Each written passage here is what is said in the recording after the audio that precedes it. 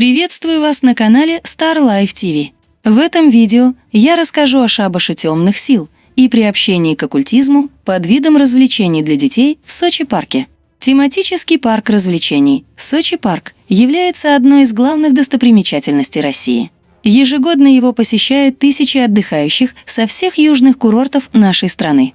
Здесь можно покататься на аттракционах и посетить различные шоу-программы. В преддверии Хэллоуина, вот уже 8-й год, Сочи-парк устраивает тематический праздник под названием «День рождения Бабы-Яги».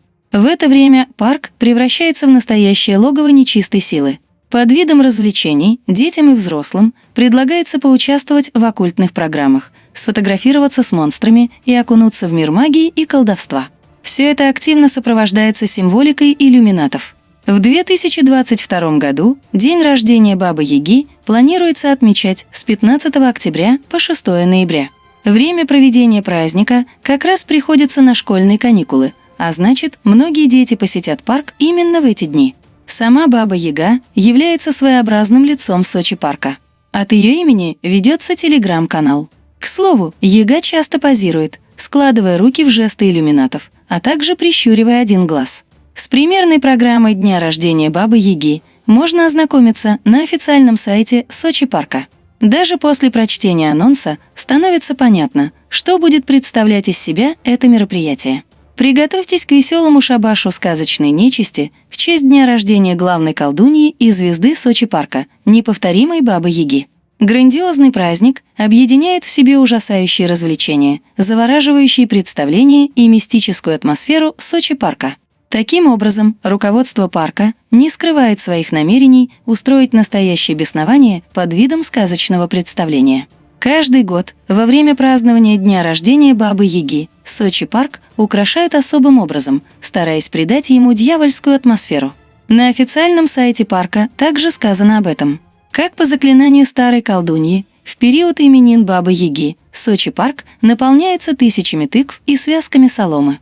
Пауки оплетают липкой нитью арки. Сказочные персонажи оставляют на тенистых аллеях тематические подарки. С приходом темноты иллюминация становится тусклее, музыка мрачнее, со всех сторон выползает нечисть. Теплый осенний пейзаж сменяется мрачной атмосферой заколдованного парка. Во время дня рождения Бабы-Яги на территории Сочи-парка можно увидеть огромные черепа, являющиеся символом смерти, летучих мышей, олицетворяющих страх, смерть и ночь, всевозможных скелетов, призраков, вампиров и ведьм. Рядом с аттракционами устанавливаются гробы и могильные склепы. Повсюду можно увидеть жутких пауков, символизирующих Демиурга, который соткал покров иллюзии, скрывающий настоящий мир. Кроме того, формируются фотозоны с жестами и символами иллюминатов. К примеру, детям предлагается сфотографироваться на фоне огромного глаза, символа всевидящего ока, а также торчащей из могилы руки, пальцы которой сложены в жест триумфа дьявола.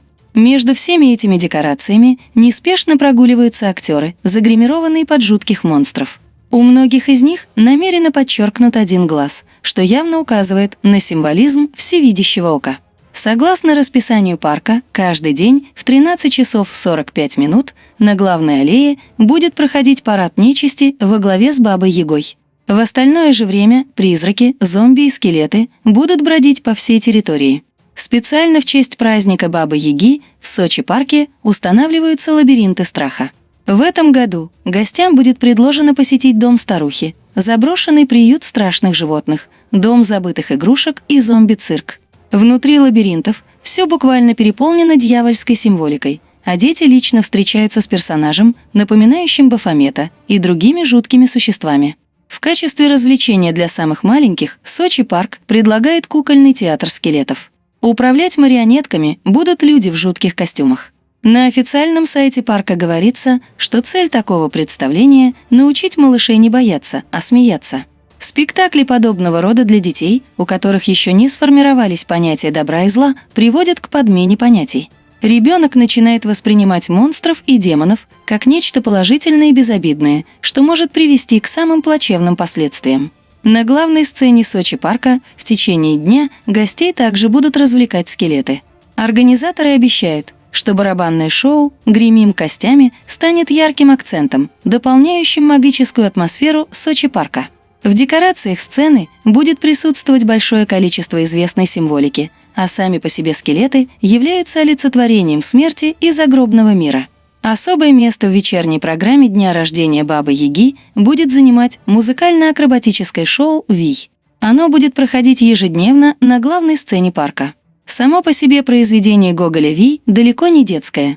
Глядя на кадры из спектакля, опубликованные в рекламном анонсе Сочи парка, можно увидеть множество символичных моментов. Так, на голове у панночки надета корона в виде головного убора богини магии и колдовства Гекаты.